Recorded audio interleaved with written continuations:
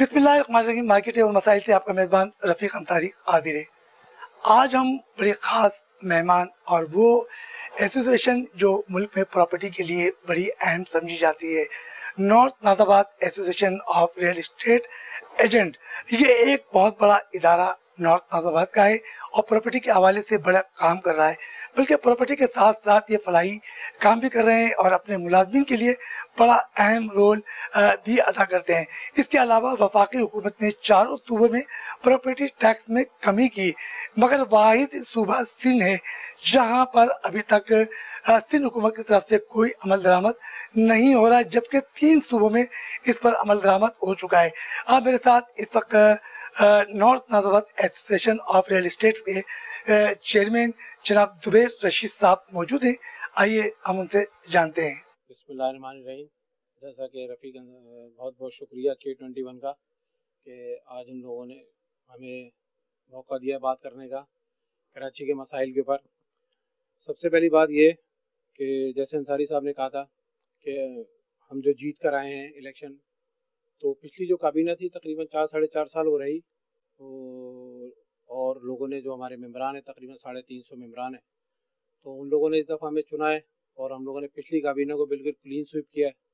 और हमारी जो काबीना के मेम्बरान हैं तकरीबन 13 मेम्बरान हैं हमारे, तो इस दफ़ा जो हमारे मेम्बरान ने हमें चुना है तो हमारी पूरी कोशिश होगी कि उनकी उम्मीदों में पूरा उतरें। हमारे लोगों के जो मसले मसाइल हैं, सबसे बड़े मसले तो हमारा रजिस्ट्रार ऑफिस का मसला है। रजिस्ट्रेशन होती है, 1-1, 2-2 साल के अंदर डॉक्यूमेंट नहीं आते, और रिश्वत का बहुत मामलात हैं, ठेका सिस्टम चल रहा है।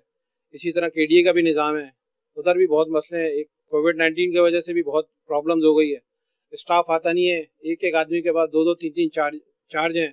बोर्ड ऑफ रेवेन्यू में भी यही हाल है।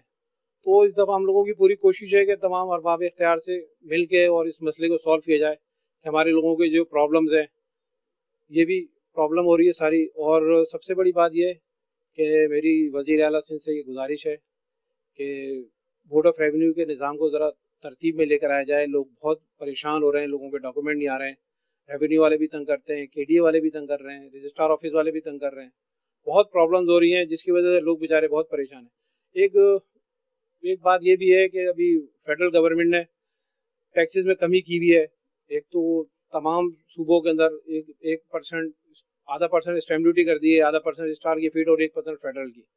सिंध के अंदर तकरीबन कोई भी इस पे इम्प्लीमेंट नहीं हो रहा है और अभी वही 5.5-6% स्टैम्प ड्यूटी चल रही है। तो मैं यही दरख्वास्त करूँगा वज़ीर आला साहब से भी, बराए मेहरबानी इधर सिंध के अंदर भी, ख़ासतौर पे कराची के अंदर इस पे इम्प्लीमेंट कराया जाए, और ताकि हम लोगों का कारोबार चले। बहुत प्रॉब्लम्स है कारोबार में, इस वक्त लोग बहुत परेशान हैं।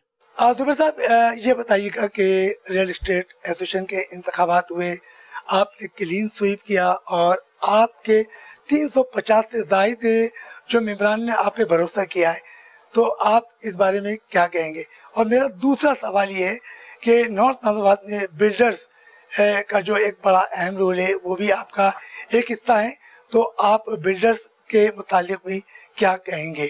अच्छा, बिल्डरों के जो मामला बताए अभी अंसारी साहब ने, तो कोशिश हमारी यही है कि बिल्डरों से भी मुलाकात करें। और नॉर्थ नाज़ाबाद के अंदर जो बिल्डर्स हैं, काफ़ी अच्छे लोग हैं बिल्डर भी, जो बहुत अच्छा काम कर रहे हैं नॉर्थ नाज़ाबाद के अंदर, अच्छी बिल्डिंगें भी बना रहे हैं। और मैं ऐसे बिल्डरों से यही दरख्वास्त करूँगा कि बराए मेहरबानी जो भी उनके क्लाइंट्स हों या हमारे क्लाइंट्स हों, उनके साथ कोऑपरेट करें, डॉक्यूमेंटेशन चार्जेस थोड़े कम लें, ट्रांसफ़र फीसें वो लोग लेते हैं उसके लिए भी ज़रा प्लीज़ कोशिश करें कि वो ना लें। और अभी एक नया सिस्टम बिल्डर्स ने शुरू कर दिया है कि वो ट्रांसफ़र फीस के साथ वो 1% कमीशन भी मांगते हैं, तो उनका मेरे ख्याल से कोई जवाब ऐसा बनता नहीं है कि वो कमीशन ले इसमें। तो मैं तमाम बिल्डर हजरात से कराची के यही गुजारिश करूँगा कि आप लोगों की एक अपनी रेपुटेशन है और अल्लाह ताला ने आप लोगों को इज़्ज़त दी है, तो बराए मेहरबानी ऐसा सिस्टम बनाया जाए कि जिसमें लोग परेशान ना हो। और एक और भी दरख्वास्त मेरी तमाम बिल्डर से है कि आप लोग जो 3-3 साल या 4 साल का टाइम ड्यूरेशन देते हैं, उसके अंदर आप प्रोजेक्ट कंप्लीट नहीं करते, उससे भी लोग बहुत परेशान होते हैं। तो यही दरख्वास्त है कि सारा सिस्टम अच्छा लेकर आएँ, कंप्लीशन सर्टिफिकेट करवाएं। लोग बेचारे बहुत परेशान हैं, बगैर कंप्लीशन सर्टिफिकेट के सबलीजें नहीं होती हैं, गैस के कनेक्शन नहीं आ रहे हैं, बिजली के कनेक्शन नहीं आ रहे हैं। अभी भी हम लोग नॉर्थ नाज़ाबाद में ऐसे प्रोजेक्ट हैं जिसके अंदर गैस की लाइनें नहीं है। ऐसा लगता है कि हम पुराने दौर के अंदर ही हैं कि अभी भी चिराग चल रहा है रोडों में, सिलेंडर से गैस आ रही है। तो गुजारिश है, ये दरख्वास्त भी यही है कि बराए मेहरबानी इस सिस्टम को अच्छा किया जाए। तमाम बिल्डरों से यही दरख्वास्त है। उन लोगों की अपनी अल्लाह ताला ने इज़्ज़त दी हुई है, अपनी इज़्ज़त को बरकरार रखें और ख़ास तौर पे हमारे जो रियल इस्टेट एजेंट हैं उनके साथ कोऑपरेट करें। बाज़ बिल्डर ऐसे हैं कि जो हमारे रियल इस्टेट बरादरी के लोगों को अपने प्रोजेक्ट में दाखिल नहीं होने देते, तो ये बहुत गलत तरीका है, इसलिए कि सबका अपना रोज़गार चल रहा है। इसी तरह हमारे साथ ही कोऑपरेट करेंगे तो हम भी उन लोगों के साथ करेंगे। तो जुबैर साहब, क्या जो मेयर कराची से जब मुलाकात हुई तो उस वक्त में और कौन अरकान आपके साथ थे? मेरे साथ तो हमारी मुलाकात हुई, हमारे जनरल सेक्रेटरी साहब साथ थे और कुछ हमारे कोर कमेटी के मेम्बरान थे। उन लोगों के साथ अच्छे मुज़ाकरात हमारे मेयर साहब से हुए और उन्होंने यकीन दहानी दिलाई थी कि इंशाअल्लाह ताला अज़ीज़ अपनी तरफ से पूरी कोशिश करेंगे कि जो भी नॉर्दर्न इलाहाबाद का इशू है, पानी का, सीवरेज का, रोड का, इंफ्रास्ट्रक्चर के लिए, उन्होंने यकीन दहानी तो दिलवाई है कि भाई इस दफ़ा इंशाअल्लाह ताला कुछ ना कुछ कोशिश करेंगे और नॉर्दर्न इलाहाबाद के लिए कोई अच्छा पैकेज लेकर आएंगे। अच्छा, हमारे साथ इस वक्त सेक्रेटरी साहब भी मौजूद हैं। North Allahabad association of real estate agent के ये सेक्रेटरी हैं और ये भी मुंतखब हो गया है। और जो साबका जो इलेक्शन हुए थे अभी बीच के अंदर, और उसने जो साबका कमेटी को क्लीन स्वीप किया था, तो उस वक्त मुदस्सिर साहब बड़े खुश थे और बड़े मसाइल की बातें कर रहे थे कि अपने मेम्बरान के हम बड़े बड़े मसाइल हल करेंगे। तो ये देखते हैं कि मसाइल के हवाले से अपने मेम्बरान को कितना मुतमिन। मुदस्सिर साहब, अस्सलाम वालेकुम। जी वालेकुम। ये बताइएगा कि आपने टैक्सों की बात की, मुख्तलिफ मुलाकात करते हैं, रियल इस्टेट के बहुत सारे मसाइल हैं, तो आपके साथ ज़्यादातर किस किस्म के प्रॉब्लम है? KDA, KNC और दीगर जो इदारे, उनके हवाले से आप क्या कहेंगे? बिस्मिल्लाहिर्रहमानिर्रहीम। देखिए, सबसे पहले तो मैं आपकी नज़रिए डलवाना चाहूँगा कि नॉर्थ नाज़िमाबाद क्योंकि पिछले 50-60 साल से एक आबाद इलाका है और इसके अंदर तकरीबन जितने भी लोग रहते हैं बहुत आला तालीम याफ्ता लोग रहते हैं। तो ख़ास तौर पे इसकी अगर रियल इस्टेट बरादरी की तरफ से लोगों ने हमें नुमाइंदगी दी है तो हम सबसे पहले तो उनके शुक्रगुज़ार हैं। अच्छा, सबसे बड़ा जो हमारा इशू है वो ये है कि यहाँ पे जितने भी जेन्युइन बायर्स जब परचेजिंग करते हैं तो पिछले 4-5 साल से 2015-16 से प्रॉपर्टी के ऊपर बहुत सारे बेतहाशा टैक्सेस लगाए गए, जिसके अंदर PR के न्यू टैक्सेस आए, फिर उसके बाद टैक्सेस को बढ़ाया गया और ग्रेजुअली वैल्यूज को भी बढ़ाते चले गए। लेकिन साल 2018-19 में जबकि ये वफाकी हुकूमत आई है, नई हुकूमत आई है, तो मैं सबसे पहले तो पूरी पाकिस्तान की रियल इस्टेट बरादरी की तरफ से उनको मुबारकबाद भी दूंगा और उनका शुक्रिया भी अदा करना चाहूँगा कि उन्होंने आते ही सबसे पहले टैक्सेस को बहुत मिनिमाइज़ किया है। क्योंकि देखें 2018-19 में जो FBR हमसे 5% टैक्स वसूल कर रहा था, इस गवर्नमेंट ने आते ही उसको सिर्फ 1% पे कर दिया और ये बहुत बड़ी खुशाइंद है बात हमारे लिए, प्रॉपर्टी के बिजनेस से ये मुंसलिक है। इसी तरीके से उन्होंने क्योंकि बाकी के जो 3 सूबे हैं जिसमें KPK है, पंजाब है या समझ लीजिए बलूचिस्तान है, इवन डाइट के इस्लामाबाद जो कि इस्लामाबाद कैपिटल टेरिटरी में उनका कानून नाफिज होता है, वहाँ भी जो सूबाई टैक्सेस हैं वो 1% पे आ चुके हैं। यानी टोटल ट्रांजैक्शन पे जब आप प्रॉपर्टी खरीदेंगे टोटल 2% पे आप अपने नाम प्रॉपर्टी ले सकते हैं। तो ऐसी क्या वजह कि सिंध को इसमें शामिल नहीं किया? आपने कहा 3 सूबे, मैं अब तो सिंध जो है वो भी तो रिन्यू देता है, हुकूमत तो करोड़ों रुपए का टैक्स अदा करता है। मैं समझता हूँ आप ये बात तो हर आम आदमी कराची में रहने वाला जानता है कि 70% रेवेन्यू सिंध के सूबे से जाता है। पूरा पाकिस्तान अल्हम्दुलिल्लाह कराची शहर के रेवेन्यू से सबसे ज्यादा रन होता है। तो वफाक ने तो ऑर्डर जारी किया पूरे पाकिस्तान के लिए। अब मैं समझता हूँ कि अगर सिंध गवर्नमेंट इसके ऊपर ज़रा संजीदगी से सोचे तो वो भी इंशाल्लाह इस पर इम्प्लीमेंट करेंगे, लेकिन बदनसीबी से अभी तक वो हो नहीं सका। तो क्या आपने सिंध हुकूमत से कोई रब्ता किया? जी, मैं आपको इस बारे में ये बताना चाहूँगा कि हमने सिंध हुकूमत से वज़ीर आला साहब को एप्लीकेशन भेजी है, वज़ीर बल्दियात को हमने जो नासिर शाह साहब हैं उनको एप्लीकेशन दी है। हमने 2-3 दफ़ा उनसे मिलने की भी कोशिश की है, लेकिन अभी क्योंकि कोरोना वायरस चल रहा है, कुछ वो भी बहुत ज़्यादा मसरूफ़ चल रहे हैं, तो इस वजह से अभी हमारी मुलाकात हो नहीं सकी है। लेकिन उम्मीद है बहुत जल्द हमारी मुलाकात होगी। इस पर हम बैठ के अच्छी खासी उनसे डिबेट करना चाहेंगे और उनका जहन यानी उनसे बात करेंगे कि आप इस तरफ आएँ। वजह ये है कि पिछले साल जब गवर्नमेंट ने टैक्स कम किए हैं वफाक ने, उस वक्त एक वेल्थ टैक्स लगता था 3%, जिसको उन्होंने ख़त्म कर दिया। उसको ख़त्म करने की वजह ये थी कि वो सूबाई टैक्सेस जो थे वो FBR की लिस्ट के बराबर आ चुके हैं, तो उसको लिस्ट पे लाने के लिए अब उसके टैक्सेस बहुत ज़्यादा बढ़ चुके हैं रेट्स के सिंध गवर्नमेंट के। तो इस वक्त सिंध गवर्नमेंट हमसे 4% टैक्स ले रही है। हमारी उनसे मुदबाना गुजारिश है कि अपने 4% को टैक्स को ख़त्म करके 1% पे लेके आएँ।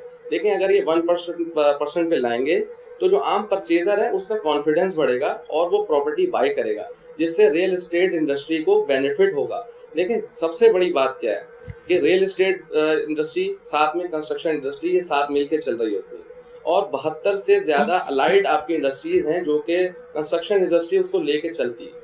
तो जैसे ही आप इसको रिलीफ देंगे, जैसे कि वज़ीर आज़म साहब ने टैक्सेस में दिया, एमनेस्टी स्कीम लाए हैं, और बहुत ज़्यादा भी इस साल के लिए उन्होंने आम एक आदमी के लिए मकान परचेज करने पे हर तरह के टैक्स खत्म कर दिए। नॉन फाइलर भी प्रॉपर्टी को वैसे ही ले सकता है जैसे फाइलर है पहले, क्योंकि पिछली गवर्नमेंट ने नॉन फाइलर के लिए बंद कर दिया था कि वो प्रॉपर्टी ले ही नहीं सकते। तो बहुत ज़्यादा रिलीफ वफाक की तरफ से तो मिल रहा है, लेकिन सिंध गवर्नमेंट की तरफ हम तवज्जो दिलाना चाहते हैं कि खुदारा आप भी इस तरफ आएँ और इस इंडस्ट्री को उठाएं। आपका मुल्क इंशाल्लाह तरक्की की राह पे गामजन हो जाएगा। तो अपने वजीर बल्दियात को भी लेटर लिख दिया, वजीर लाहौर भी लिखा है, और वहाँ से कोई प्रॉपर तरीके से आपके पास कुछ जवाब आया कि वो लेटर वसूल हो गया है या नहीं हुआ है, वो आपके ऊपर तवज्जो क्यों नहीं दे रहे? अगर वजीर आला सिंध को या वजीर बल्दियात या पीपल्स पार्टी के अरकान को यकीनी तौर पर पता है कि प्रॉपर्टी टैक्स देने वाले कराची के अंदर करोड़ों में, यकीनी तौर पर अपने रजिस्ट्रेशन भी कराते हैं, केडीए भी जाते हैं, केएमसी भी जाते हैं, उनको सब कुछ पता है। तो आया 3 सूबों में ये टैक्स खत्म किया गया है और 1% किया गया, तो क्या वजह कि वो कराची के लिए, सिंध के लिए वो तवज्जो नहीं दे रहे? उसके लिए आपका क्या लाएअमल है कि अगर उन्होंने ये आपकी बात पे तवज्जो नहीं दी तो फिर आप लोग का क्या लाएअमल होगा? सर देखें, सबसे पहली बात तो ये है कि हमारी पूरी कोशिश होगी, हम इसके लिए कम से कम इतना तो वक्त अपने आप को और उनको भी देंगे कि हमारी एक अच्छी मुलाकात उनसे हो जाए। लेकिन अभी तक हमें कोई गुड रिस्पांस नहीं आया, जो मेन समझ लीजिए बात है, और इसमें हमें फिक्र भी है क्योंकि हम अपनी तरफ से जाने की पूरी कोशिश कर रहे हैं कि हमारा पैगाम, मुस्बत पैगाम उन तक पहुँचे और वो इस पर सोचें। तो उसके लिए हमने कोशिश भी की है। लेकिन देखें, खुदा न खास्ता अगरचे वो इन चीज़ों पे नहीं आते तो उसका फिर आखिरी हाल हमारे पास प्रोटेस्ट ही बचता है।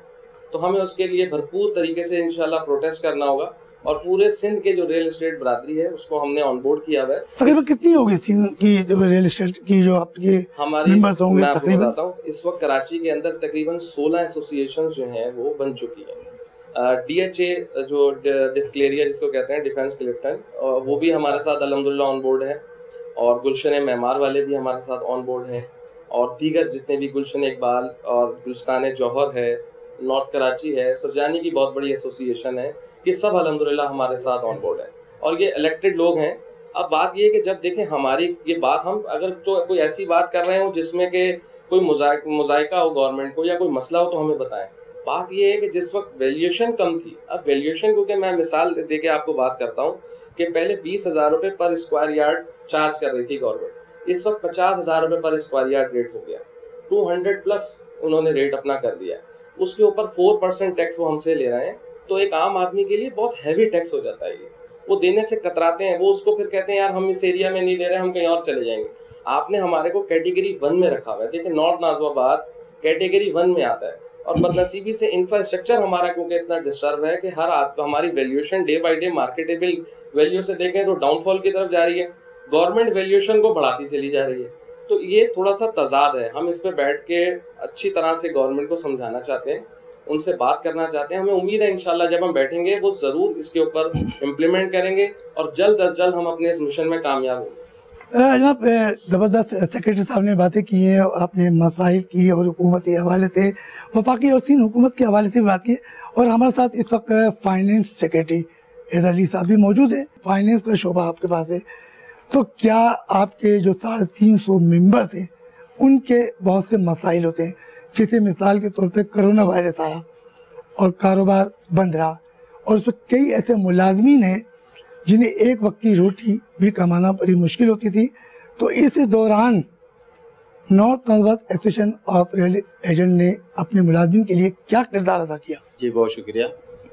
सबसे पहले तो मैं अपने कैबिनेट की तरफ से K21 चैनल और आपकी टीम का बहुत शुक्रगुजार हूँ कि आपने हमें ऑन बोर्ड लिया, और हमारी जो बात हुकाम वाला तक नहीं पहुँच पा रही है, शायद आपके चैनल के थ्रू हम अपनी बात को पहुँचा सकें।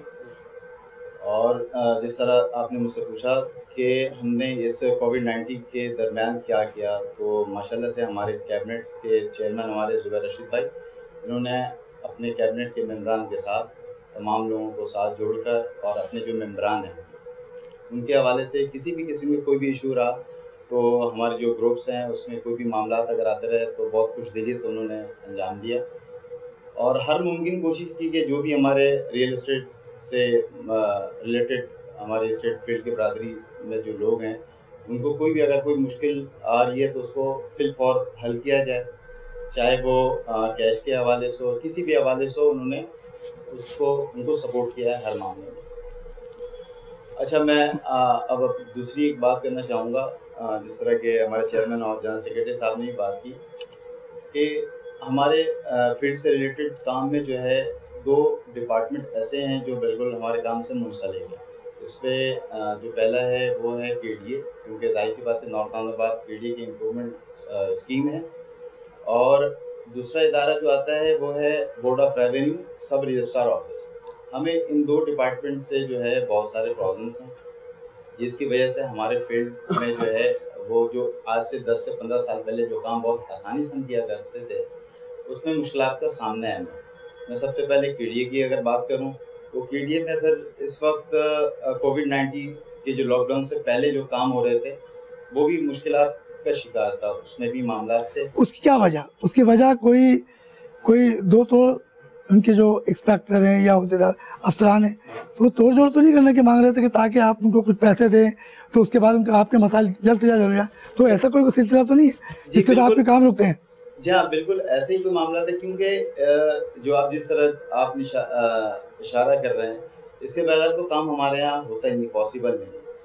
लेकिन वो आज से अगर कुछ साल पहले, अगर 3-4 साल पहले अगर हम एक केस अपने म्यूटेशन या ट्रांसफ़र के लिए सबमिट कराते थे KDA में तो एटलीस्ट 15 to 30 डेज़ में वो क्लियर हो जाया करता था, हमें म्यूटेशन लेटर मिल जाया करता था। लेकिन इस वक्त ये पोजीशन है कि वो काम हमारा सही तौर पे हो नहीं पा रहा होता है, और ये कोविड-19 के बाद आप यूँ समझ लें कि एटलीस्ट 3 to 4 मंथ्स हो गए हैं, जिसमें इस वक्त अभी जो भी DLM, एडिशनल डायरेक्टर, कोई भी जो भी लोग अफसरान हैं जिनको फाइल को आगे परसू करना है वो उसको ऑर्डर ही नहीं कर रहे होते हैं, सीट पे बैठे रहे और वो अपनी सीट पे भी नहीं होते। इवन के कोविड-19 की वजह से KDA जब जून के फर्स्ट वीक में स्टार्ट हुआ है, ऑफिस खुले हैं, उसमें ये हुआ था कि उन्होंने कुछ अपने ब्रांचेस, मुख्तलिफ ब्रांचेस हैं, नॉर्थ अहमदाबाद, रोशनी इकबाल, फेडरल भी है, तो अपने ब्रांचेस में उन्होंने 2-3 लोग नॉमिनेट कर दिए कि ये साहिबान होंगे सीट पे। लेकिन इस वक्त पुरसान हाल ये है कि वो सीट पे नहीं होते हैं, और जिनका नाम नहीं होता वो सीट पे होते हैं, और जब उनको जाकर कहें कि यार हमारी फाइलें होती भी नहीं हो रहा काम, तो कहते हैं यार जो लोग जिनके नाम नॉमिनेट है वो तो छुट्टी पे हैं। तो इस तरह के बहुत सारे मसाइल हैं। हालांकि एक लोगों से मालूमात हासिल करने के बाद ये पता चला है, जाहिर सी बात है हम जिससे काम देते हैं, जहाँ पे जिस डिपार्टमेंट में काम कराते हैं, वहाँ जिस कलर से हम काम करा रहे होते हैं, तो कलर हमें ये बता रहा होता है कि भाई DLM तो सीट पे नहीं बैठ रहा है, एडिशनल सीट पे नहीं बैठ रहा है, जबकि DLM के इस वक्त कमरे में कम नो बेश कोई फाइलों की अंबार लगी हुई है, लेकिन वो काम नहीं कर रहे हैं। अगर वो उस पर अपने सिग्नेचर्स कर दें, उसको ऑर्डर दे दें, तो उनके डिपार्टमेंट के लोगों ने बताया है कि समझ लीजिए 20 से 25 करोड़ रुपए की रिकवरी हो सकती है। तो क्यों फाइलों पे साइन नहीं कर रहे? क्या वजह क्या है? क्योंकि जब रियल एस्टेट एसोसिएशन के कई केसेस वहाँ जमा है, चेयरमैन भी, सेक्रेटरी भी और तमाम अहदेदारान उनसे मुलाकात भी करते हैं, अपनी मुश्किलात भी बताते हैं, तो ऐसी क्या वजह है कि वो आपके मसाइल पर तवज्जो नहीं दे रहे? सर, इसकी मेन वजह है, हमने तो खैर हमारी काबीना ने बहुत कोशिश किया है, मुलाकात के लिए टाइम भी लिया है, लेकिन वो उन्होंने मुलाकात नहीं की है, और अभी भी लगे हुए अपनी कोशिश में। इंशाल्लाह बहुत जल्द हम उनसे मीटिंग करेंगे, अपने जो मामला है उनसे डिस्कस करेंगे। इशू ये आता है कि वो काम इसलिए नहीं करते हैं कि जो अलग काम है उनकी तरफ से जो उन्होंने सिटेड उनको नॉमिनेट किया हुआ है, DG आए हुए हैं या DLM है या एडिशनल डायरेक्टर हैं, वो सीट पे मौजूद नहीं, काम करना ही नहीं चाहते। अब इसकी क्या वजह है, इसके सिलसिले में हम मिलना चाह रहे हैं उनसे कि भाई हमारी जो फाइलें रुकी हुई हैं, आप इनको काइंडली इसको तो परस्यू करें, आगे करें। हमारे उसकी वजह से बहुत सारे मामला रुके होते हैं। ऐसे अगर एक म्यूटेशन नहीं हो रहा है, हमें म्यूटेशन लेटर नहीं मिलता है, आगे सौदा किया हुआ है, तो वो पार्टी के नाम ट्रांसफ़र नहीं हो सकता है। अब उसी तरह से फिर हम आ जाते हैं कि सब रजिस्ट्रार ऑफिस में। सब रजिस्ट्रार ऑफिस में जनाब इस वक्त तकरीबन कराची में 26 टाउन हैं। उन 26 टाउन में जो सब रजिस्ट्रार तैनात हैं, यहाँ पर टोटली ठेकेदारी निज़ाम कर दिया गया है। अब वो ठेकेदारी निज़ाम में होता ये है कि एक सब रजिस्ट्रार अगर आ जा रहा है तो 2 महीने 3 महीने वो काम करते हैं। उस दरमियान जो रजिस्ट्री करते हैं वो डॉक्यूमेंट उसी तरह रहता है उनके अलमारियों में, डॉक्यूमेंट आगे को फॉरवर्ड नहीं हो रहा होता है, उस पर कोई काम नहीं हो रहा साइन नहीं होता करके है। जाते। रिश्वत का बाजार गर्म है इस वक्त बहुत ज़्यादा। आप छोटे से छोटे काम पे चले जाएं तो पहले वो काम करने से पहले पैसे की बात करते हैं कि आप इसमें कितने पैसे दोगे हमें। अगर आपने कोई बात कर दी कि ऑब्जेक्शन है आप लीक कर दे दो, तो वो ऐसी ऑब्जेक्शन निकाल देते हैं कि आप उस ऑब्जेक्शन को सॉल्व नहीं कर सकते। अच्छा, हमारे साथ इस वक्त इंफॉर्मेशन सेक्रेटरी साहब भी मौजूद हैं, ज़ुबैर बेग साहब, और यकीनी तौर पे ज़ुबैर साहब के साथ भी बड़े मसाइल हैं और 4 माह से ये बाकायदगी से अपने दोस्तों के लिए बड़ा काम कर रहे हैं। तो ज़ुबैर साहब, सबसे पहले अस्सलाम वालेकुम। ये बताइए कि आप 4 माह से जो है बाकायदगी से काम कर रहे हैं, तो क्या आपके मेंबरान आपके काम से कुछ मुतमईन हैं? बिस्मिल्लाहिर्रहमानिर्रहीम। देखें, आप जिस तरह 4 महीने आपको पता ही है, हम लोग अभी आए हैं इलेक्शन जीत कर, और जो हमारे मेंबरान की तवक्कुआत हैं और जो हम काम कर रहे हैं वो अल्हम्दुलिल्लाह आपको पता ही है कि एक फलाई इदारा है, फलाई एसोसिएशन है, और जिस पोस्ट पर मैं हूँ और जो मामला मैं देख रहा हूँ, तो उसमें किसी भी इंसान को हर फील्ड के जो है मामला में ऐसा ही होता है जैसे हमारी रियल इस्टेट फील्ड है, हर मिजाज का, हर तबके का इंसान होता है। तो आप किसी को भी, हर इंसान को खुश नहीं रख सकते, चाहे आप कितना अच्छा काम क्यों ना कर दें, किसी ना किसी को आपसे कोई ना कोई प्रॉब्लम रहती ज़रूर है। तो बहरहाल अपने तौर पे अल्हम्दुलिल्लाह पेशेंस के साथ और अच्छे प्रोफेशनल अंदाज में अपने हर मेंबरान के लिए अच्छे से अच्छे की कोशिश करते हैं। हमारे चेयरमैन साहब, जनरल सेक्रेटरी, वाइस चेयरमैन साहब और हमारी पूरी टीम अल्हम्दुलिल्लाह अपनी अपनी फील्ड में भरपूर सलाहियतों के साथ काम कर रही है। हमारा एक मेंबर जो है बड़ी अल्हम्दुलिल्लाह दयानतदारी से काम कर रहा है। तो क्या आपके इलाके में भी कोई सीवरेज, पानी और दीगर मसाइल हैं? देखें, ये तो अगर आप अभी इस सूरत में अगर बाहर चले जाएं तो हमारी गली से लेकर पूरे नॉर्थ नार्थ किसी गली में भी चले जाएं, हर गली में आपको सीवरेज का मसला मिलेगा। और अभी चेयरमैन साहब से लेकर फाइनेंस सेक्रेटरी तक जो आपको बातें बताएं कि इस वक्त हमारे नॉर्थ नार्थ का बदतरीन हाल है।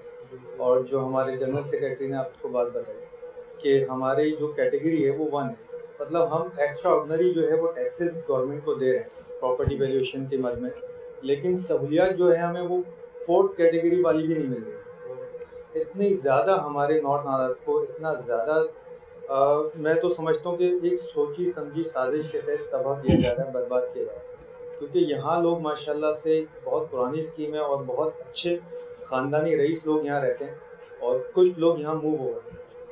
तो उसकी वजह यही है कि अब यहाँ से लोगों ने मूव करना क्यों शुरू कर दिया कि यहाँ जो है वो इंफ्रास्ट्रक्चर तबाह हो चुका है, सारे मसले मसाइल जो कभी सोचे भी नहीं थे वो यहाँ आ चुके। और मज़े की बात यह है कि उन पर कोई पुरसाने हाल नहीं, मतलब इदारों को आप जाके एप्लीकेशन दे दें, कुछ भी कर दें। 12 साल हो गए सिंध गवर्नमेंट को, 12 साल में नॉर्थ नाजवान में कोई काम नहीं हुआ। मतलब जो आपके बाबा कौम के ज़माने के जो लाइनें डली हुई थी सीवरेज की, वही लाइनों पे अभी चल रहे हैं। अब जितने भी डेवलपमेंट हो रही है वो अगर खुद से महिला कमेटी बनकर कोई काम करवा देती है तो वो डेवलपमेंट हो जाती है। तैयब अली मेरा नाम है और तकरीबन 9-10 साल से मैं इस फील्ड से वाबस्ता हूँ। और इस नॉर्थ नाज़िमाबाद की खुसूसियत ये है कि हमारी बोहरा कम्युनिटी जैसे पूरे पाकिस्तान में कराची शहर के अंदर हमारी कम्युनिटी ज़्यादा है, और उस कराची शहर के अंदर भी नॉर्थ नाज़िमाबाद की ये खुसूसियत है कि सबसे ज़्यादा हमारी जो मेजॉरिटी कम्युनिटी है वो इसी इलाके में आबाद है, नॉर्थ नाज़िमाबाद के, जिसमें ख़ासतौर पर ब्लॉक सी, ब्लॉक ई और ब्लॉक जी। और ब्लॉक सी की तो खुसूसियत ये है कि हमारे मुक़द्दस लाल सैयदना साहब ने जो वर्ल्ड के अंदर दूसरी जामिया बनाई वो इसी एरिया को मुंतखब करके बनाई, ब्लॉक सी में। तो जैसे कि हमारे लोग भी यहाँ अक्सरियत में आबाद है और इस नॉर्थ नाज़िमाबाद के हमारी एसोसिएशन का भी हिस्सा है, बहुत से हमारे मेहमान 20-25 हमारे 350 अराकीन में 20 से 25 हमारे मेहमान जिनका ताल्लुक बोहरा कम्युनिटी से है। तो पहले तो शुक्रगुजार हूँ इस NN एरिया में ज़ुबैर साहब का कि इन्होंने इस इलेक्शन में हमारी कम्युनिटी के भी नुमाइंदगी के लिए मुझे मुंतखब किया। देखिए, हुकूमत की तरफ से तो रिलीफ किसी को नहीं मिल रहा, लेकिन अल्हम्दुलिल्लाह हमारी कम्युनिटी सिस्टम इतना मजबूत और एक सिस्टम सैयदना साहब ने ऐसा डेवलपमेंट किया, जैसे सफाई सुथराई के लिए हमारी एक नज़ाफ़त कमेटी है। तो जिन इलाकों में सी ब्लॉक या जहाँ भी हम मेजॉरिटी में आबाद होते हैं, चाहे वो बिल्डिंग हो या हमारे मस्जिद के अतराफ़ का एरिया हो, तो हम अपनी मदद आपके तहत काम करते हैं। तो बाकी तो गवर्नमेंट का जो हाल है वो तो सबके साथ, उस पर कोई बरादरी स्पेशल उसकी कोई अटेंशन नहीं है, पूरे नौ तंजाबाद हाल सबके मुश्तरका है। तो हम कोशिश करते हैं कि जहाँ हमारी अक्सरियत आबाद है तो अपने इज्तिमाई सतह पे, जैसे जोहेब भाई ने बताया कि हमारी महिला कमेटी या हम मुश्तरका तौर पे अपने उस एरिया को, बिल्डिंग्स को या अतराफ के एरिया को कोशिश करते हैं कि इनफरादी तौर पर अपनी मदद आप कहते हैं उसको बेहतर और साफ सुथरा रखें। चलते हम एक छोटे से ब्रेक की तरफ और ब्रेक से वापस आएंगे और अपने अराकीन से एक बार फिर रियल एस्टेट के जितने भी मसाइल हैं उस पर गुफ्तगू करेंगे।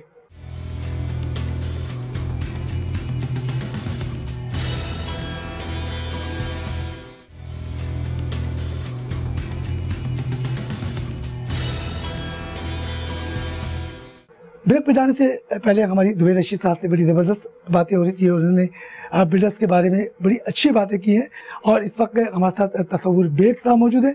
आइए इनसे भी कुछ बातें करते हैं। अस्सलाम वालेकुम तसव्वुर साहब, यकीन तो आपका भी प्रॉपर्टी से ताल्लुक़ है और नॉर्थ अहमदाबाद रियल इस्टेट से भी आपका ताल्लुक़ है, तो क्या समझते हैं कि जो मसाइल थे आपने अपने चेयरमैन, सेक्रेटरी और दीगर अराकीन के मसाइल तो आप क्या कहोगे? मैं तो सबसे पहले आपको बहुत शुक्रिया अदा करूंगा कि आपके 21 के तवज्जो से हमारी बात पूरे पाकिस्तान में जारी है। और 5 मार्च को इलेक्शन हुए थे हमारे 220 में NN आर्या के। उसके बाद ये 17 मार्च को कोविड-19 की वजह से हमारे ऑफिस बंद हो गए। तो बेसिकली जब हम लोग आए इलेक्शन जीत के तो हमारी हलफबर्दारी भी बहुत एक सिंपल तरीके से हुई। तो उसके बाद मसाइल हमारे वही पुराने थे जो मतलब 4-5 साल से पहले भी जो लोग काम कर रहे थे, मसाइल हमारे जूं के तूं थे। तो हम लोग नॉर्थ नाज़ाबाद के लोगों ने हम पे एतमाद किया और हमें सिलेक्ट किया और इलेक्ट किया तो हम यहाँ पे आए हैं इनकी के लिए। उसके बाद ये कोविड-19 जब आ गया, लॉकडाउन हो गया कराची में, तो हम थोड़े से हालात देख के परेशान हो गए क्योंकि प्रॉपर्टी का काम तो पहले भी बिल्कुल डेड चल रहा था और इसकी वजह से बिल्कुल ही बंद हो गया। तो बहरहाल फिर भी हमारे चेयरमैन ज़ुबैर साहब और हमारे दीगर और कोर कमेटी के मेंबरान हैं, इनकी सरपरस्ती में हमने जो भी NN आर्या के जो मेंबर्स हैं इनके लिए जो भी हम लोग कर सके एज ए फाइनेंशियली तौर पे और राशन के तौर पे हमने उनके लिए भरपूर वर्किंग की। तो आपके जो चेयरमैन है, कभी कोई आपका मसला दरपेश हो गया तो क्या आप सेक्रेटरी और अराकीन कमेटी से कोई मशवरा करते हैं? क्या वो आपकी हेल्प करते हैं? जी हाँ, बिल्कुल। जब मैं एज ए कोऑर्डिनेटर सेक्रेटरी काम करता हूँ, NN आर्या के किसी भी मेंबर को कोई भी तकलीफ होती है तो सबसे पहले मुझसे रब्ता करता है। तो एक सिस्टम है। तो उसके बाद मैं फिर चेयरमैन साहब, अपने जनरल सेक्रेटरी साहब से भरपूर राब्ते में रहता हूँ और अल्हम्दुलिल्लाह जो भी मसाइल हमारे पास आते हैं हम उनको बहुत अच्छे तरीके से हल करते हैं। हमारे साथ गवर्निंग बॉडी के रुकन कासिम अली साहब भी मौजूद हैं और यकीनी तौर पे इनकी भी रियल इस्टेट से इनका ताल्लुक़ है और इनके भी मसाइल हैं। यकीनी तौर पे इनके पास कोई खरीदो फरोख्त के लिए आता है तो बहुत से मसाइल पेचीदगियाँ होती हैं। तो कासिम साहब अस्सलाम वालेकुम। वालेकुम सलाम। ये बताइए कि आप रियल इस्टेट में मौजूद हैं, गवर्निंग बॉडी के रुकन हैं और आपके तकरीबन 300 तकरीबन 34, 54 या 55 मेंबर थे, उनके बड़े मसाइल हैं, तो उसको किस तरीके से आप लोग हल करते हैं? जी बिस्मिल्लाहिर्रहमानिर्रहीम, शुक्रिया आपका। देखिए बात ये है कि गुज़श्ता दिनों में जो गुज़श्ता 4 सालों से जो काबीना थी, जो इलेक्ट मेंबरान थे, उन्होंने जो काम किए तो लोगों के साथ बहुत बड़े मसाइल थे और लोग जो है ना नाला थे कि भी काम नहीं हो रहा है और ये वन मैन शो चल रहा है। तो आप लोग इतने पुराने लोग हो, सीनियर लोग हो, तो आप लोग क्यों नहीं आते फ्रंट पर? तो लोगों की तकलीफ़ को जब हमने देखा तो हमने सोचा कि भी नहीं, हमें आना चाहिए फ्रंट पर।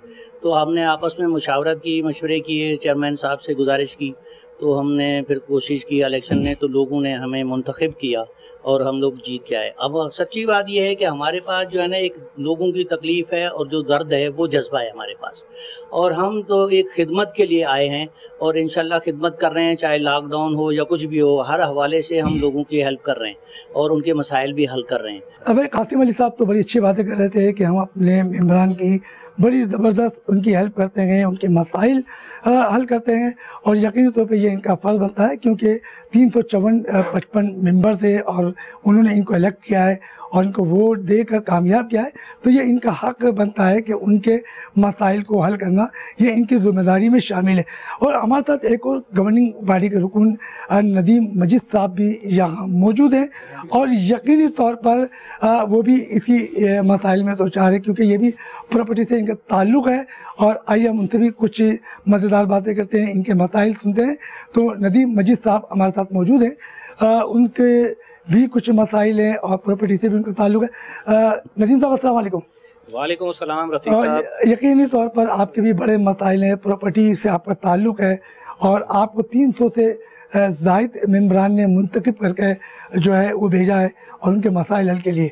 तो KDA की भी प्रॉब्लम है, KMC की भी प्रॉब्लम है और सेवरेज की प्रॉब्लम है और पानी की भी प्रॉब्लम है। तो इस तमाम चीज़ों को आप किस तरीके से देख रहे हैं? देखिए, आपका बहुत बहुत शुक्रिया आपके इस चैनल के तवज्जुह से जो हम अपने मसाइल के बारे में बात कर रहे हैं। मसाइल तो देखें बहुत सारे हैं, लेकिन सबसे बड़ा जो मसला है वो इस रियल इस्टेट सेक्टर को एक बग़ैर रेगुलेटरी बॉडी के चलाया जा रहा है। इस वक्त पाकिस्तान के अंदर 18 रेगुलेटरी बॉडीज़ काम कर रही हैं, जैसे कि मीडिया से रिलेटेड जो है पैमरा है, स्टेट बैंक ऑफ पाकिस्तान है, SACP है, कंपटीशन कमीशन ऑफ पाकिस्तान है, पैमरा है, ओगरा है, नेपरा है। तो ये जितने भी सेक्टर हैं इनके ऊपर एक रेगुलेटरी बॉडी है जो गवर्नमेंट के साथ काम करती हैं और प्रॉब्लम्स जो हैं और जो भी रूल्स रेगुलेशंस को इन्होंने पास करवाना है गवर्नमेंट से अपने रिलेटेड फील्ड के हवाले से। तो रियल इस्टेट सेक्टर जो है इस वक्त एक बेलगाम घोड़े की तरह दौड़ रहा है जिसकी कोई डायरेक्शन नहीं है। रेगुलेटरी रीरा का जो क़याम है, बात जैसे की गई कि जी रीरा का क़याम अमल में लाया जाएगा, तो रीरा जो है रियल इस्टेट रेगुलेटरी अथॉरिटी, इसका क़याम जो है इस बहुत ज़रूरी है और इसको एज सून एज़ पॉसिबल होना चाहिए। अच्छा, रीरा के क़याम से दो फ़ायदे हमें होंगे, एक नेशनली और एक इंटरनेशनली। नेशनल लेवल पे सबसे जो real estate association of real estate agents के हवाले से जो है सबसे बड़ा जो मसला आता है वो कमीशन का। हमारी इसमें ये तजावीज़ थी कि कमीशन जो है 1% से बढ़ा के 2% किया जाए और इस कमीशन के मामले को एक लीगल प्रोटेक्शन दी जाए, क्योंकि बहुत सी डील्स होती हैं जिसमें बायर और सेलर के डिस्प्यूट डिफरेंट रीज़न से होने की वजह से एजेंट जो है उसका कमीशन जो है वो कहीं ना कहीं आके वो डिस्टर्ब हो जाता है और वो एजेंट परेशानी का शिकार होता है। तो रीरा के आने से रियल इस्टेट एजेंट के हवाले से कमीशन के मामलात को लीगलाइज किया जाएगा। इसके हवाले से जो इंडस्ट्री के जो रूल्स रेगुलेशंस हैं कि जो इतने पुराने हो चुके हैं, जिनकी वजह से अभी नए दौर के हिसाब से जो भी प्रॉब्लम्स, जो भी लैंड डिस्प्यूट्स आ रहे हैं, जिनको हल करने के लिए अभी तक जो है हमारी कोर्ट्स भी नाकाम हैं। आप कोर्ट्स के अंदर देखें, लैंड डिस्प्यूट्स, प्रॉपर्टी से रिलेटेड जितने भी मैटर्स हैं कई साल हो चुके हैं और कुछ तो ऐसे हैं कि जिनको आप कहें कि 2 सदियाँ गुजर चुकी हैं जो अभी तक हल नहीं हुए। रीरा के क़याम से इन तमाम मैटर्स को हल करने में बहुत हद तक मदद मिलेगी, लोगों को रिलीफ मिलेगा, लोगों का ट्रस्ट बिल्डअप होगा इस सेक्टर के ऊपर। इस सेक्टर की जो वर्थ है पाकिस्तान में 700 बिलियन US$ है, लेकिन इसका जो शेयर है GDP के अंदर सिर्फ 2% है, जो कि एक बहुत बड़ी नाकामी है गवर्नमेंट की। गवर्नमेंट को रीरा के क़याम को फ़ौरन अमल में लाना चाहिए। इतनी बड़ी इंडस्ट्री है, इसको इस तरह से छोड़ दिया गया है कि जिसका कोई वाली वारिस नहीं है। इंटरनेशनल लेवल पे रीरा के आने से क्या फ़ायदा होगा? 2018 में जब गवर्नमेंट ने अनाउंस ही किया था तो Pakistan global real estate transparency index में 90 की पोजीशन से 75 पोजीशन पर आ गया और 2020 के अंदर इस इंडेक्स के अंदर पाकिस्तान की पोजीशन इस वक्त 73 नंबर पर है। ये सिर्फ अनाउंसमेंट की हद तक है। रीरा का जैसे ही ये बॉडी ऑपरेशनल होगी, ऑपरेशनल होते ही तो फिर आप देखिएगा कि ये किस तरह से जंप नदीम साहब, इसी हवाले से जितनी आपने गुफ्तगू की और बड़ी ज़बरदस्त गुफ्तगू की, तो क्या इसी हवाले से अपने वफाक या सिंध हुकूमत या इससे मुतल्लका इदारों कोई लेटर दिया है ताकि ये तजवीज़ उन तक पहुँचे और आपके इन चीज़ों पे मसाइल को हल किया जाए? बिल्कुल, हमने prime minister of Pakistan Imran Khan साहब को लेटर्स लिखे हैं, सदर पाकिस्तान को लिखे हैं, चीफ मिनिस्टर सिंध को हमने लेटर्स लिखे हैं, वज़ीर आज़म का जो पोर्टल है उसके ऊपर भी हमने किया है, और डिफरेंट जो सोर्सेज और जो कंसर्न डिपार्टमेंट्स हैं हमने उनसे भी ये हमने कहा है कि भाई इसको हमारी फुल सपोर्ट है, और इसको बनाने के लिए जो भी गवर्नमेंट को हमसे हेल्प चाहिए, हमारी इस NN एरिया एसोसिएशन के तवज्जुह से जो भी उनको तजावीज़ चाहिए वो हम हर वक्त हाजिर हैं। अगर हमें इसके लिए, हम कराची में मौजूद हैं, अगर हमें इस्लामाबाद भी जाना है तो हम ज़रूर जाएंगे। और इसमें जो रियल इस्टेट एजेंट्स हैं गवर्नमेंट को रेवेन्यू बिलियंस का प्रोड्यूस करके दे रहे हैं। एक रियल इस्टेट एजेंट जो है बगैर किसी गवर्नमेंट सपोर्ट के इतना रेवेन्यू जनरेट करके दे रहा है, लेकिन फिर भी हम गवर्नमेंट को अपनी services free of cost provide करने के लिए हम वक्त तैयार हैं। हमारे साथ नदीम मजीद साहब मौजूद थे और बड़ी ज़बरदस्त इन्होंने गुफ्तगू की अपने रियल इस्टेट के लोगों के लिए, जिनका कारोबार मज़ीद और वसी होगा। इस हवाले में बड़ी ज़बरदस्त बातें की और उन्होंने यकीन दिलाया कि अगर वफाकी और सिंध हुकूमत हमसे कोई मशवरा लेगी तो हम आने के लिए तैयार हैं, चाहे वो इस्लामाबाद में हमें मदऊ किए, हम अपना मशवरा देने के लिए तैयार हैं। इस वक्त हमारे साथ एक और भी गवर्निंग बॉडी के रुकन मौजूद हैं, ज़ैनुल आबदीन साहब, और यकीनी तौर पर वो भी इसी मसाइल में दो चार हैं, कुछ वो भी प्रॉपर्टी के मुतालिक काम करते हैं। तो ज़ैनुल आबदीन साहब अस्सलाम वालेकुम। वालेकुम अस्सलाम। ये बताइए कि आप भी प्रॉपर्टी के एसोसिएशन से मुंसलिक है, गवर्निंग बॉडी के रुकन है, तो आपके क्या मसाइल हैं और अपने मेम्बरान के लिए आप क्या कोशिशें कर रहे हैं? बिग भाई, मसाइल तो आपके सामने ही है। पूरे नॉर्थ नाज़िमाबाद को अगर आप उठा के देखें, पिछले 10-15 साल पहले एक मॉडल होता था नॉर्थ नाज़िमाबाद के, लोग पसंद करते थे नॉर्थ नाज़िमाबाद में रहने के लिए। लेकिन अब लोग यहाँ पे आते हैं और हम उनको विज़िट कराने लेके जाते हैं, मिसाल के तौर पे कोई प्रॉपर्टी, तो वहाँ पे रोड भी टूटी हुई है, वहाँ पे पानी भी नहीं है, वहाँ पे लोड शेडिंग भी है, बिल्स भी लोग पे कर रहे हैं। अगर 1 महीने बिल पे ना हो तो फौरी तौर पे कनेक्शन काट दिया जाता है। तो ये बहुत सारे किस्म के मसले मसाइल हैं नॉर्थ नाज़िमाबाद में जो दरपेश आ रहे हैं। उसके अलावा कोई और मज़ीद कोई मसाइल आपके ज़हन में आ रहा हो? इसके अलावा अगर आप इदारों को देखें, रियल इस्टेट से जो रिलेटेड है, DC ऑफिस, रजिस्ट्रार ऑफिस को अगर आप देखें तो वहाँ पे फाइल अगर आप कोई ट्रांजेक्शन करते हैं, कोई सील्ड कराते हैं, तो जो डॉक्यूमेंट 2-3 महीने का टाइम लिख के देते हैं वो डॉक्यूमेंट आने में 2-2, 3-3 साल लग जाते हैं। वो कोई डिपार्ट काम ही नहीं कर रहा है। अगर आप KDA डिपार्ट में देखें तो वहाँ पे भी यही बदतरीन हाल है। हमारे साथ इस वक्त एक और गवर्निंग बॉडी के रुकन इमरान मलिक साहब। तो इमरान साहब, ये बताइएगा कि आप भी प्रॉपर्टी से मुंसलिक हैं, तो क्या मसाइल हैं आपके और किसको मसाइल हल के लिए आपके साथ पूरी गवर्निंग बॉडी है, तो आप क्या कहोगे? अस्सलाम वालेकुम। सबसे पहले तो आपका बहुत शुक्रिया और K21 का शुक्रिया कि उन्होंने इज़हार ख्याल के लिए मौका दिया। सबसे पहले तो मैं शुक्रिया अदा करना चाहूँगा अपने चेयरमैन और अपने कैबिनेट मेंबर का, जिन्होंने मुशावरत के साथ इलेक्शन लड़ा और एक बेहतरीन हिकमत अमली के तहत जो है वो हम कामयाब हुए। उसके जो अब सबसे फर्स्ट हमारा जो प्रॉब्लम है वो तो NN एरिया के जो मेंबरान हैं उनके मसाइल हैं। तो उसके लिए चेयरमैन साहब ने पहले दिन से जब से कामयाब हुए हैं उसके लिए बहुत कोशिशें की हैं। जिस लेवल पे भी जाके उन्होंने कोशिश की है, बहुत अच्छे अंदाज में की है और सबको ऑन बोर्ड लिया है। इसमें जो है हमारे मेंबरान के अलावा कोर कमेटी के मेंबरान की भी कोशिश शामिल है। तो चेयरमैन साहब ने सबको ऑन बोर्ड लेके उनको जो है आगे बढ़ाया है। तो मसाइल तो बहुत हैं नॉर्थ नाज़िमाबाद में, इंफ्रास्ट्रक्चर है और मामलात हैं। सबसे ज़्यादा इश्यूज़ तो फेडरल और जो सिंध गवर्नमेंट के हैं, जिसकी वजह से जो है वो हर कोई जो है वो तकलीफ़ में है, उसको जो है हल करने की कोशिश कर रहे हैं।